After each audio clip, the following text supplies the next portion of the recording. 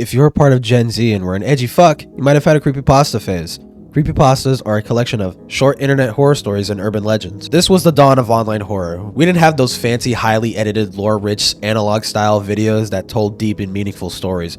Nah, we had bleeding eyes, super slides, and hypersexualized angst lords. Welcome to the year 2012, where we saw the creations of many namesake channels in the genre of creepypasta reading, such as Mr. Creepypasta, That Creepy Reading, Corpse Hudson, and even some ordinary gamers. Not that many people know Mutahar actually got his big break covering gaming creepypastas. The more you know.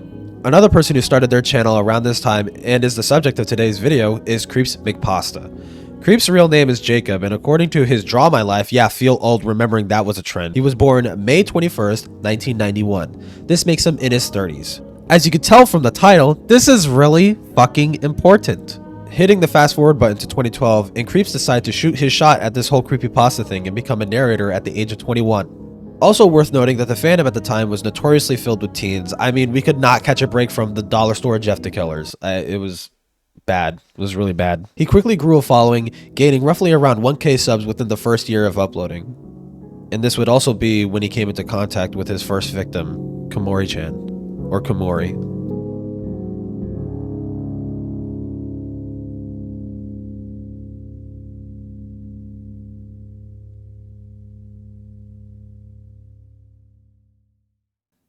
Komori's accusations are nothing but harrowing.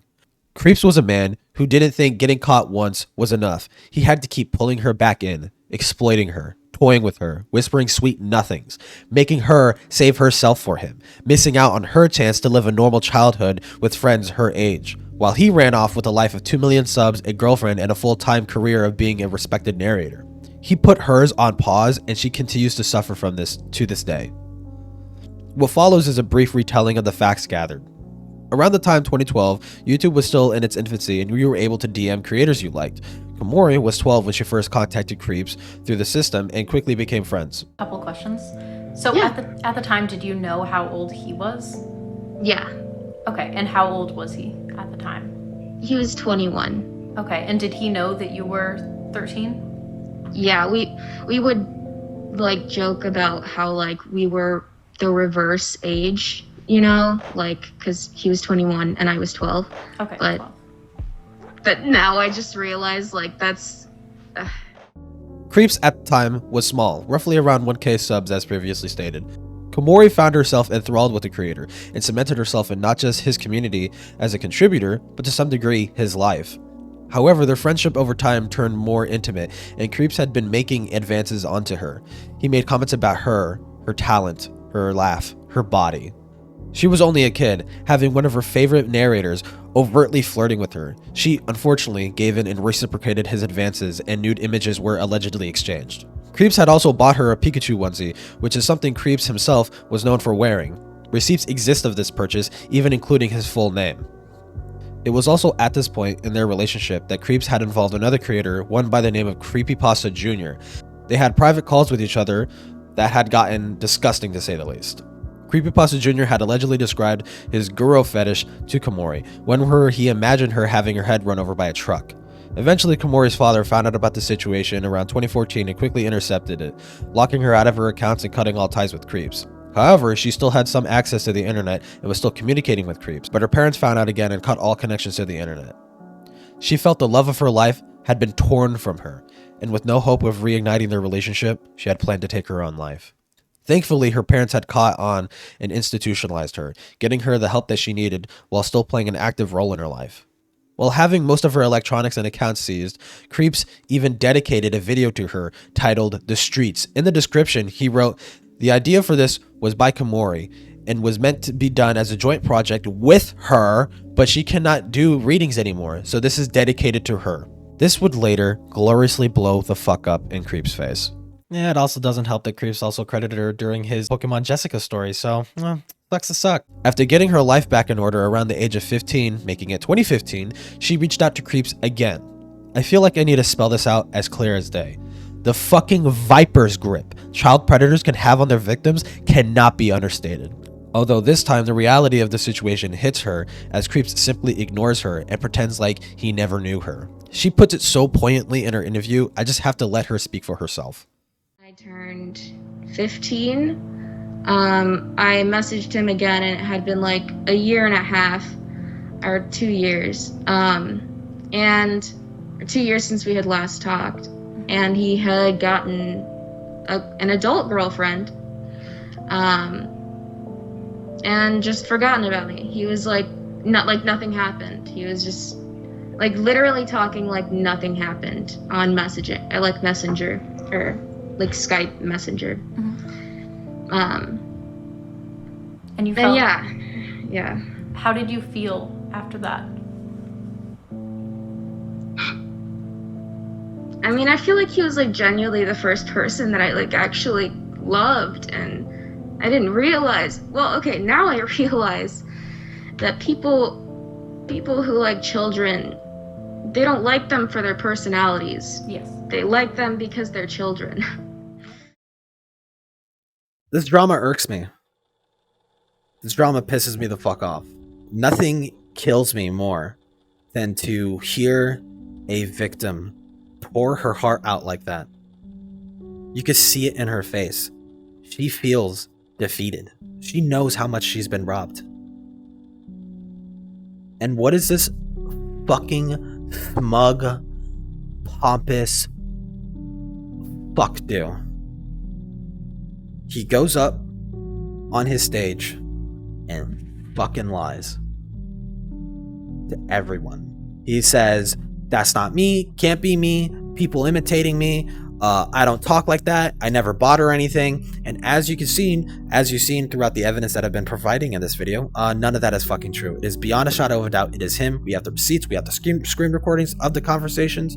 And not only that, I forgot to mention it because, I am a schizophrenic and I'm all over the fucking place when I'm making videos like this. And I decided to dig a little bit deeper, and I turns out Creeps,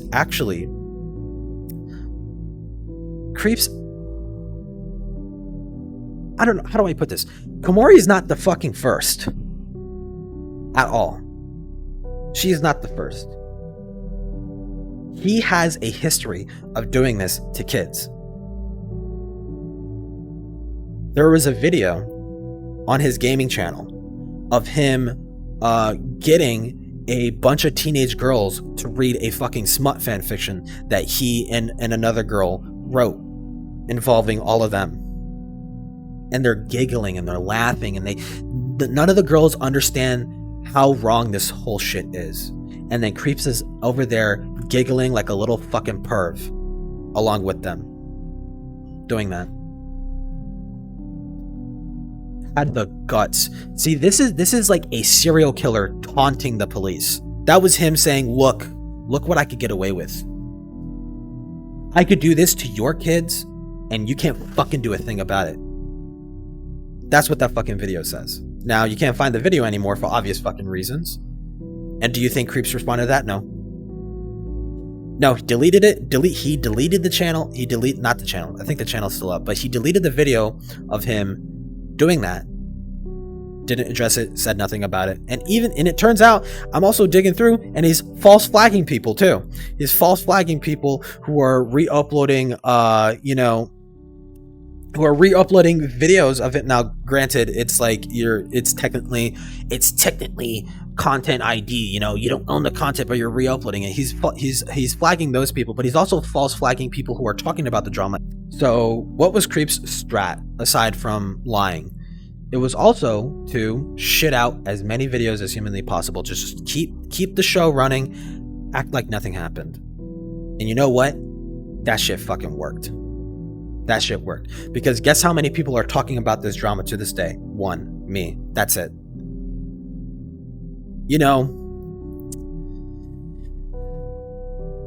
And people just forgot. People have moved on. There's even people in Creeps' comment section of his newer uploads thanking him for coming back. Thanking him for, uploading more frequently, and that they missed his video and they missed his content. Completely unaware of what the fuck happened.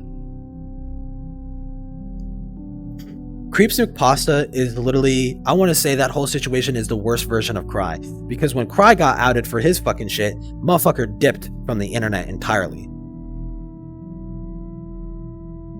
Not coming back, won't come back. And I say good riddance. Creeps, however, has done nothing but grown from the drama. He's still hitting 100K on some of his videos. He's still, relatively speaking, over the course of several years, even before the interview came out, doing just fucking fine. 30K, 60K, 100K, generally within that range. Consistently throughout the years of people coming out with new evidence against CreepsMcPasta, new evidence. You know, the case against him, the fucking paper is getting heavier and heavier and heavier. And what happens? Fucking nothing. You know why? Because the only fucking people that were complaining about it were smaller creators. You know, you got big names like That Creepy Reading who jumped in, and you got recognizable authors like Slimebeast, but Slimebeast isn't a big YouTube person. He's well respected within the creepypasta community, and he rose a lot of awareness of CreepsMcPasta, and thankfully, I think to an extent that did damage his reputation within the community itself, but it's isolated. It's isolated. You know, Creeps can't necessarily collaborate with too many narrators anymore, right? For obvious reasons, because Slimebeast completely damaged his reputation in that realm. You know, it's sad. It's sad. It's really sad. Because then you look at people like EDP. How the fuck did that happen? It's because everyone jumped down that motherfucker's throat, and that's what should happen. That's what should happen to fucking people like that. CreepsMcPasta is guilty beyond a shadow of a doubt. Beyond a shadow of a doubt. He has established a pattern of behavior. He has done this shit before. The evidence against him in regards to the Komori case is fucking damning, to say the least. And the fact that he is sitting there in silence and not addressing any of the new evidence that came out since his response video speaks for itself, to say the least. That's all you really can say in this shit, is the least. But I'm making this video for two reasons. One is a reminder, and that's more of a double reason, double entendre. There's a double reasoning to it. There's a double reason to the reminder. It's a reminder to people in the general YouTube community is that when someone gets exposed for fucking with kids, and the evidence against them is pretty undeniable, don't ever fucking let up. Flip some goddamn tables if you have to. You can't these people can't be allowed to continue to get away with this. YouTube is the only job in the world that you could get caught fucking with kids and still have it tomorrow. It's the only job. It's the only job. As long as you play your cards right, don't fucking matter what the fuck happens. Hey, if you serve the algorithm gods, you ain't gonna get banned. Not unless people raise fucking hell, which is what should happen every fucking time. So let this video serve that meaning to you, the viewer. Let this video mean that to you. That it's almost too late, I want to say, for CreepsMcPasta. It's almost too late to see any sort of justice, to see any sort of repercussions for what he did. It's almost too late. But that brings me to my second reason of making this video. To remind myself, right? Because every now and then I like going back in my old videos and I like seeing how I've changed, seeing you know, the promises that I've made in older videos, and I've tried to keep up with that. This video is going to serve as a reminder to me that if I ever make it big, you know, hypothetical, maybe 1 million one day, who fucking knows, I'm going to revisit this fucking drama, and I'm going to raise hell against CreepsMcPasta. That is not a threat. That is not any of that. I will make fucking sure. I will scream it at the top of my fucking lungs if I have to. This motherfucker is guilty as shit. And it fucking kills me that nothing was done. So, not a threat. It's a fucking promise. By any fucking chance, Creeps, if you're watching this, I fucking mean it from the bottom of my fucking heart. Pray to fucking God I don't get big. Because that's exactly what the fuck I'm gonna do. I'm going right for your fucking neck. I promise you that. I promise you that. I'm going to make sure everybody know how fucking guilty you are. And I'm going to remind everybody the shit that you fucking said, the shit that you think you fucking got away with.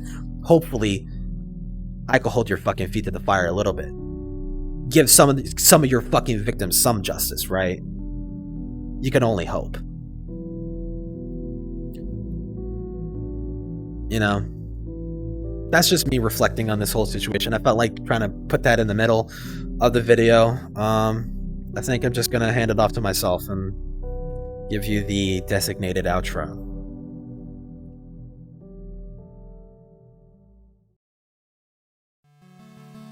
For almost 10 years, CreepsMcPasta sexually took advantage of a 12-year-old girl when he started making content.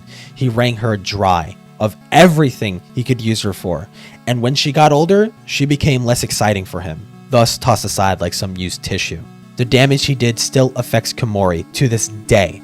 It's a scar that'll never go away, and it's a scar I myself am too familiar with. Seeing her explain this is heart-wrenching. You can see her choke on her words. Having to say, "I will never be the same ever again," is simply too hard to swallow. Child abuse has become all too common on the internet, and it especially doesn't help. 9 times out of 10, the perpetrators just get away with it. This is because people usually only care when a big recognizable name is attached, like EDP or Minilad. But despite online horror's growth in recent years, written horror is still a relatively small niche in today's age. This, I feel, is one of the leading reasons as to why Creeps was not held accountable. Other reasons is because hardly any big names in the community vocally called him out on it. We had Slime Beast, a respected author, That Creepy Reading, who's still small in comparison to other channels, and that's really about it.